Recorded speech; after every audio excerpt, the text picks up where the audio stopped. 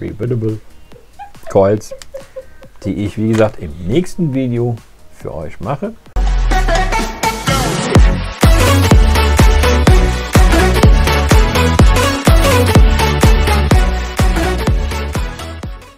Hallo Dampferfreunde, willkommen zurück zu einem weiteren Video. Heute stelle ich euch die Manic SmartPod Kit vor. Ja, die soll noch etwas Besonderes haben. Alles weitere gleich.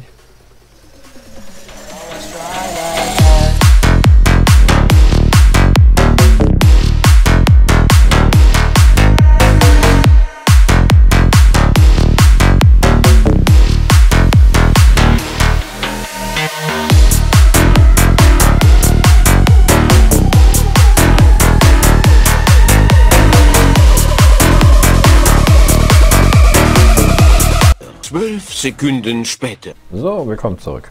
Also, das ist die Votofo Manic SmartPod Kit mit Smart Coil und so weiter.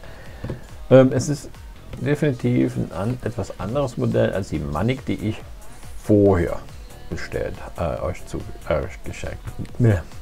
gezeigt habe. Die könnt ihr übrigens, das Video über die andere Manic könnt ihr übrigens hier, wie gesagt, sehen. Ich packe euch, also übrigens, diese SmartPod Kit soll ein paar Sachen oder eine Sache besonders drin haben. Und die werden wir mal gucken, was das meint. Also, erstmal die Verpackung.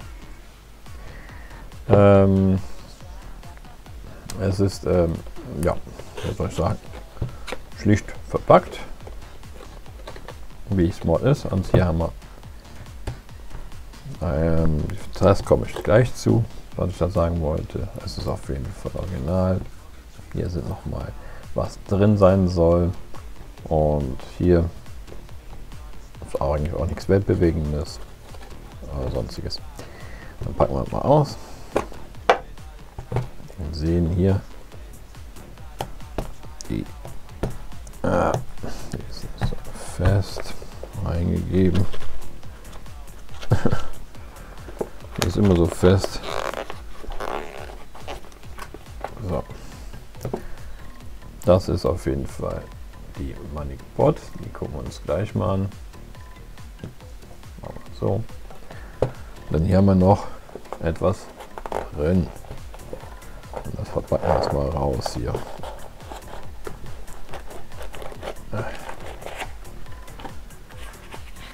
Hier ist auch noch. So, tun wir das erstmal kurz rein. Hier haben wir jetzt wieder auf Deutsch ein Benutzerhandbuch und auch in anderen Sprachen.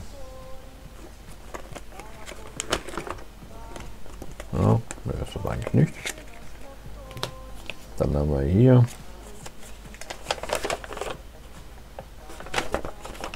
auch noch eine Gebrauchsinformation in Deutsch. Dann gucken wir mal, was wir in dem Ausführungsregal drin ist. Also wie man sieht, ist das doch ziemlich viel. Einmal ein USB-C-Kabel zum Aufladen. Ein Coil.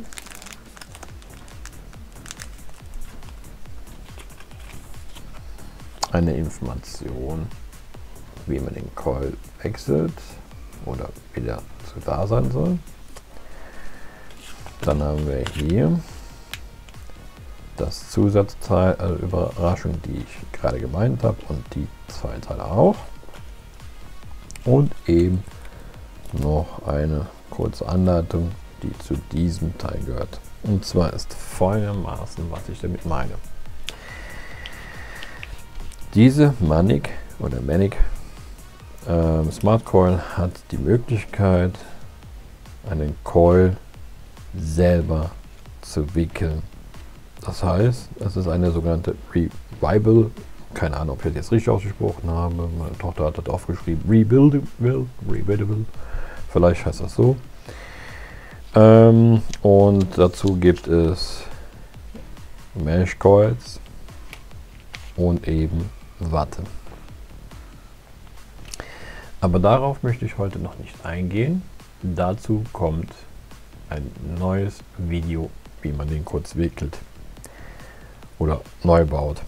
Ich gehe jetzt erstmal nur auf die zwei Geräte oder auf die Sachen, die wir haben, und diese, wie gesagt, werde ich beim nächsten Video euch zeigen. So, das ist jetzt erstmal unwichtig. Es geht um dieses Gerät. Es ist, wie gesagt, die Photo Smart, also Manic, Vodafone Manic Smart Coil. Machen wir hier die Folie hier oben ab. Die brauchen wir jetzt hier nicht. Na, komm ab.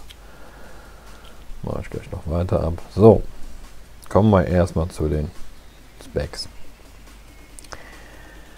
Hat ein Akku integriert, also kein losen Akku, sondern Akku integriert, und zwar einen 2000 mAh Akku. Das Gerät hat einen Next-Chip mit allen Sicherheitsfunktionen. Einen Display, den ihr noch nicht seht, sondern erstmal 1, 2, 3, 4, 5. Ein Display von 0,96 Zoll TFT. Und ja, wie gesagt, die Ausgangsrate ist von 5 bis 80 Watt. Ja, auf jeden Fall kann man sagen, der wird hier unaufgeladen. Mit Stecker drauf kann man nicht hinstellen. Das ist natürlich dann schon ein kleines Manko. Der Power-Knopf hier oben und eben hier die hoch und runter. Ich denke mal, das gleiche wird sein, wenn wir das Puff Clear, dann heißt es wieder Puff Clear, Entschuldigung, nicht Puff, Puff Clear, wie letztes Mal hatte wir gesagt, Puff. Nein, Puff wird dann wieder zurückgesetzt, wenn man die unterste und den Power-Knopf drückt, und wenn man die oberste macht und wieder drückt, dann wird hier wieder, wie bei der einen, kann man hier kurz sehen, die Farbe wieder gewechselt. Also auch wie bei der einen Modell kann man hier die Farbe durch dieses Drücken von der obersten Taste, Plus-Taste und eben den Power-Knopf drücken. Tut man jetzt hier beide unten anklicken, dann ist wieder Weightage gelockt, das heißt also die Watt ist wieder gelockt. Nochmal ist sie wieder entlockt, das sieht man auch oben an diesem Zeichen von der. Gucken wir mal, ob ich da rankomme. Da ist ein Schloss. Wenn ich jetzt beide anklicke, dann sagt er ja Weightage Clock. Dann sieht man auch, dass das Schloss hier rot ist. Mache ich nochmal drauf, es ist unlocked, dann ist es auch da. Denn wenn man jetzt zum Beispiel oben und 1, 2, 3, dann ist wieder der Power Lock. Das heißt also, wie bei der alten Manic, die ich vorher also auch euch gezeigt habe, zeigt das hier auch das gleiche an. Er zeigt dann in, wie gesagt, Wattzahlen, Ohmzahlen, Voltzahlen und Puffs an. Und so, bei dreimal klicken es wieder aus. Unten ist die Zeit und oben ist, wie gesagt, die Batterieanzeige, einmal in Bildform und einmal in Prozentzahl zu sehen dort. Ja. So, hier sind Lüftungsschlitze, wieder wie bei der alten einen Manic. Hier ist ein bisschen Süß drauf. Dann sieht die so aus auf der Seite und dann hier das Fotofolie und auch ein Luftschlitz. Ja, Bord ist ganz einfach abzunehmen. Man zieht ganz kräftig dran, denn Warum kräftig? Kann ich euch sagen. Ihr seht, dort sind die 2 Pins für die guck mal, ob ich da mit links dran komme, euch hier, da sind die beiden Pins für Plus und Minus. Und hier oben rechts und links und hier hinten, hoffe ich gut zu sehen, so kann man es besser sehen, sind Magnete. Und dieser Pot ist nicht wie bei dem einen Pot, wo man hier vorne drauf klicken muss, um aufzumachen. Nein, dieser Pot wird mit Magneten festgehalten. Auch dieser Manik hat hier eine kleine Mulde drin. Das liegt daran, da sieht man das vielleicht gut besser, da ist eine Mulde drin. Da kann ruhig ein bisschen Liquid einsetzen. Damit könnt ihr auch wieder rausholen. Das ist nur, um die Liquid, der ein bisschen aus der rausgehen sollte, hier reingeht. Gucken wir uns das mit dem Pot ein bisschen an. Der Pot, wie gesagt, ich versuche mal ein bisschen näher ranzugehen, brauche ich nicht mehr so hoch zu gehen. Der Pot hat auch hier Magnete und ansonsten auch keine Luftschlitze, die hier eingesetzt werden, und die das Füllsystem ist nicht wie bei der Pot, die ich euch gezeigt habe, oben bei der Pot-Mod, sondern diese zeigt, es wird von der Seite gefüllt. Das heißt, es ist sehr kräftig hier Zeit und man sieht, er wird dort befüllt. Also von der Seite. Ich werde jetzt, wie gesagt, die Coil, die dabei war, dort einsetzen. Wir werden die ganz kurz dampfen und dann werde ich mal auffüllen. Meistens ist es so, man kann den, wenn man nicht warten möchte, den Coil ganz kurz vorher, das machen wir auch noch nicht ganz so viele, ein bisschen schon vorbefeuchten, umso eher wird er meistens voll gefüllt. Ja, also so, das hier ist übrigens der gleiche D15er Coil. Mal gucken, ob ich euch zeigen kann. Das ist der D15er Coil, der auch in der Manik Pot-Mod auch drin ist oder auch benutzt werden kann. Das ist, wie gesagt, dieser Mesh, der dabei ist. Ja, der ist, wie gesagt, das gleiche Modell wie bei der Pot-Mod. Auch hier geht er nur in eine Richtung, denn durch die Kerbungen, die das hier wieder rechts und links sind, passt er auch nur in dieser Kerbung. Das heißt, so wird er ganz normal reingedrückt, bis er natürlich fest sitzt. So. Ich denke mal, ich müsste ihn drin haben, weil er nicht ganz unten ist. Kurz mal schauen.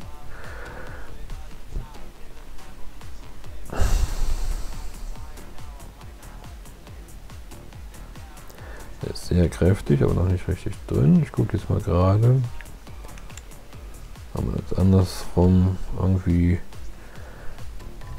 Ja, also er hängt, wie man es vielleicht sehen kann. Ich versuche das gerade. Da, etwas hoch.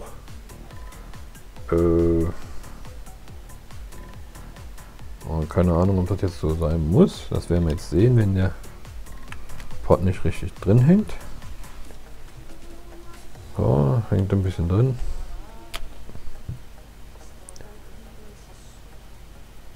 Aber irgendwie habe ich das Gefühl, dass er nicht richtig drin ist. Aber ich kann drücken, wie ich will. Es wird nicht besser. Ich denke mal, also der hupt ein bisschen raus. Das war ja eigentlich bei dem alten nicht der Fall. Guck mal gerade. Sieht man, dass er ein bisschen hoch ist.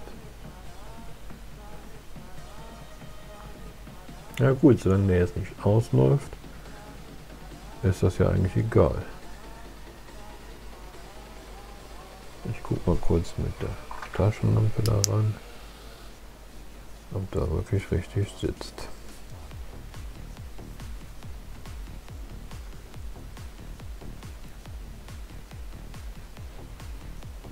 Also tiefer geht er wirklich nicht. Hier unten scheint tatsächlich zu sein.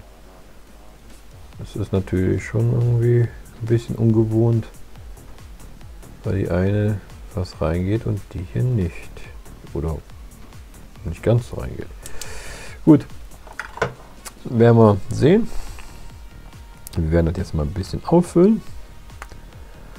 Und dann werde ich es mal ziehen lassen. Ich denke mal, ich habe auch alles weitere bis jetzt zu diesem Pot gesagt. Und dann würde ich sagen, sehen wir uns gleich zum Fazit wieder. Okay. Bis gleich.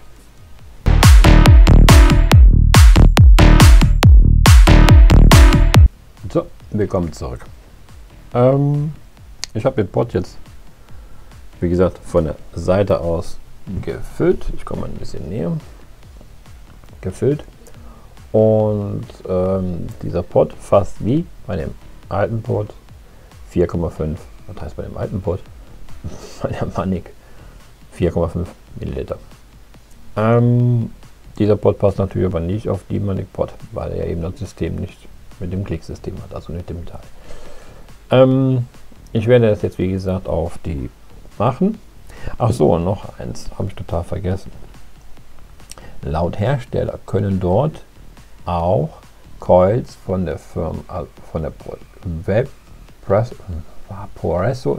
Vaporesso GTX-Reihe und der Vopo PNP-Reihe rein. Also hier haben wir sogar mehrere Möglichkeiten da rein zu tun. Ich bleibe jetzt erstmal bei der hier und teste mit euch jetzt das Gerät aus. Also stecken wir mal hier so rein. Das ist auf jeden Fall fest. Ja, es ist auf jeden Fall fest. Und ja, werden wir jetzt mal sehen, was der Dampfen tut. Ich habe jetzt erstmal bei 25 Watt, 30 Watt. Normalerweise soll er etwas höher sein. Ja, ein bisschen wenig kam jetzt da raus.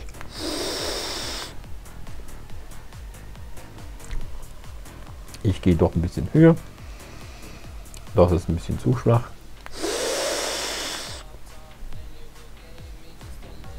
Und wie man sieht, macht er schon bei 40 Watt. Da seht ihr das. 40 Watt. Schon doch eigentlich um Leistung. Geschmacklich doch so wie bei der Pot da vorne, also wie der Eisenmanik, finde ich diesen Geschmack sehr gut.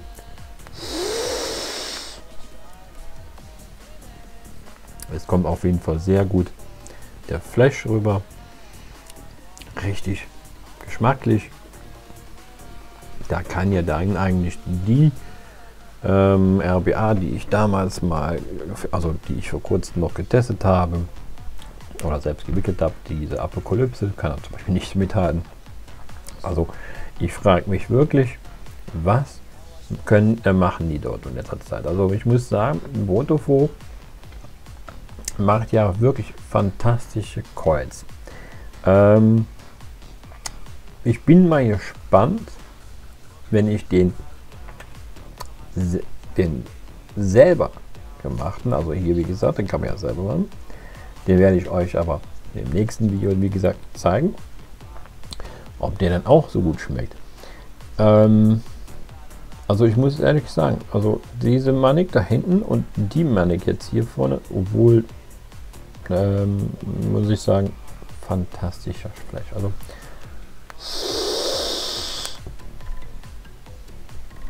Und das bei 40 Watt. Also lecker. Anscheinend läuft er noch nicht aus. Ich gucke jetzt mal gerade nach, ob man das hier oben... Nein, also es ist so ein bisschen dicht. Also ich sehe da jetzt nicht viel drin. Es ist zwar ein bisschen das Liquid reingetropft hier anscheinend, weil er doch an der Seite irgendwie rausläuft. Keine Ahnung, wo das liegt. Ich kann damit jetzt nicht so richtig erkennen. Ich werde mich mal ein bisschen mal rangeben und zu schauen, ob da vielleicht irgendwie ein kleiner Fehler ist, dass er doch hier oben nicht richtig drin sitzt. Er läuft aber jetzt nicht so gravierend aus, also bis jetzt nicht. Dafür ist ja auch eigentlich unten die Kammer drin. Ich werde mir das noch mal ein bisschen mehr anschauen, gucken. Vielleicht ist da ein kleiner Fehler, ja oder nein. Werden wir erstmal sehen, wenn ich den mal mehr Tage in Gebrauch habe und ja, weiteres. Was ich aber auch dazu sagen kann, ist, jetzt komme ich erstmal zu den Negativen. Negativ ist für mich bei diesem Gerät ganz wenig. Erstens, die Luftschlitze können nicht geregelt werden, wie bei der ersten Manik. Zweitens, das Einfüllstutzen, also zum Einfüllen des Liquids, ist bei der alten, also bei der einen Manik, oben. Und das ist hier nicht der Fall. Hier muss man das also wirklich tatsächlich immer erst runterziehen und dann eben die Lappe aufmachen und füllen. Des Weiteren zieht hier leicht Liquid ab. Das heißt, es könnte, wenn man nicht richtig dicht ist, dann läuft das Liquid eigentlich daran vorbei. Das ist jetzt der erste. Zweitens, oder drittens, was ich jetzt als noch negativ leicht finde, ist, dass der USB-Anschluss unten ist. Das heißt, wenn man die hier so hinstellt, kann man die leider nicht aufladen. Das heißt, die muss im liegenden Zustand aufgeladen werden, weil die Batterie ja, wie gesagt, inside ist. Dann kann es dazu führen, dass das Liquid eventuell rauslaufen kann. Ich meine, ich weiß es jetzt nicht. Das ist eine Vermutung, kann man eigentlich noch nicht sagen. Also wenn ich die so hinstelle, kann natürlich, wie meine Tochter schon sagte, das Liquid wird vielleicht auslaufen. Das wird sich erst beim regelmäßigen Testergebnis ersehen. Also das finde ich für mich ein Manko. Positiv. Positiv ist für mich geschmacklich wunderbar. Leichter. Die ist verdammt leichter als das erste Modell, wo die Batterie mit reingemacht werden muss. Die ist wirklich hier verdammt leicht. Also wirklich leichter als die erste Manik. Positiv, Magnetverschluss. Ist gar nicht so verkehrt. Ja, das ist also, finde ich jetzt relativ in Ordnung. Positiv noch. Ja, gut. Handlich wie bei der ersten auch, ja. Und ich gehe mal kurz weiter. Positiv noch eben diesen Rebuildable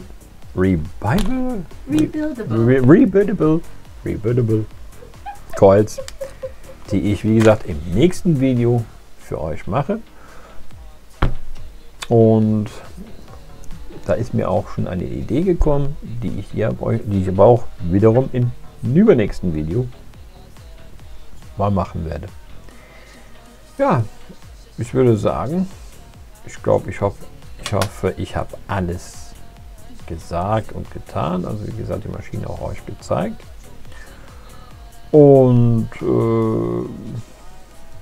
das war es eigentlich für euch.